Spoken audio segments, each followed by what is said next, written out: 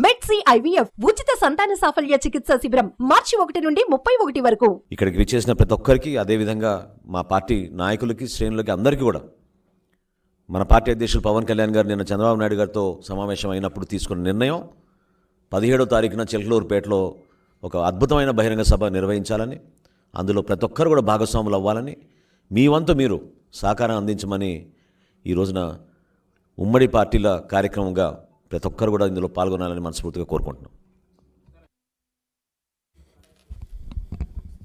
అందరికీ తెలుసు కదా, ఈరోజు వెళ్తున్నారు. ఇంతకుముందు ఒకసారి కలిశారు, ఈరోజు వెళ్తున్నారు. మళ్ళీ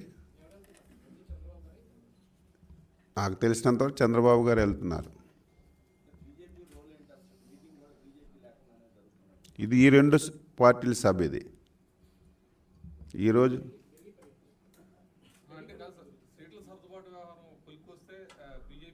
అది ఊహకు అందుకున్న మాటలు మాట్లాడితే నేను సమాధానం జరుగుతాయి కదా. ఒకవేళ కలిసి అన్నీ సెట్ అయితే వాళ్ళు వస్తారు, తప్పేముంది. అఫీషియల్ పిలుపు లేకుండా రారు కదా, రావు. పిలిచారు, రమ్మన్నారు, అందుకే వెళ్తున్నారు. సాయంత్రం 4 గంటలకు వెళ్తున్నారు.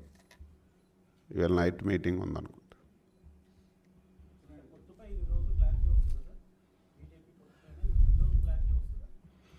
పిలిచారు, వెళ్తున్నారు. మాట్లాడిన తర్వాత క్లారిటీ వచ్చిందో లేదో ఎక్స్ప్లెయిన్ చేస్తాం.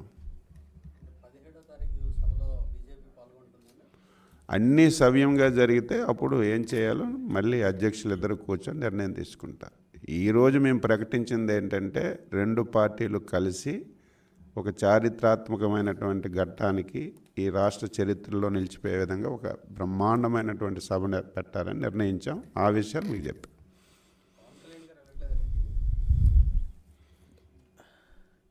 అంటే చాలామంది ఒక ఎజెండాతోటి ఈ పొత్తు జరగకూడదు, కలయిక ఉండకూడదని చెప్పి విశ్వ ప్రయత్నాలు చేస్తూ వచ్చారు. మీడియాలో కూడా ఒక క్యాంపెయిన్ నడిపించారు గత 15 రోజుల నుంచి. వాటన్నిటికీ సమాధానం రేపటికల్లా వస్తుంది.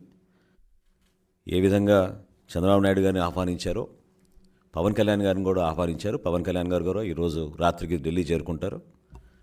అక్కడ భారతీయ జనతా పార్టీ నాయకులతోటి సమావేశం జరిగిన తర్వాత చంద్రబాబు నాయుడు గారు, పవన్ కళ్యాణ్ గారు కలిసి భారతీయ జనతా పార్టీ నాయకులతోటి ఈ పొత్తు విషయం పైన, సీట్ల సర్దుబాటు పైన ఖచ్చితంగా ఒక క్లారిటీ వచ్చి, ఆ మీటింగ్ సారాంశం ఢిల్లీకి వెళ్ళిన తర్వాత వాళ్ళే మీకు వివరిస్తారు. ఎన్డీఏలో మేము భాగస్వాములం అండి. ఖచ్చితంగా అందులో భాగస్వాములే కాబట్టి అదొక బాధ్యతగా మేము మన రాష్ట్ర అభివృద్ధి కోసం భారతీయ జనతా పార్టీ కూడా కలిసి రావాలని, అందులో భాగంగా ఒక ప్రయత్నం పవన్ కళ్యాణ్ గారు ఎప్పటి నుంచో చేసుకుంటూ వచ్చారు. తప్పకుండా ఈరోజు రేపు జరగబోయే చర్చల్లో అది సానుకూలంగానే ఉంటుందని మేము భావిస్తున్నాం.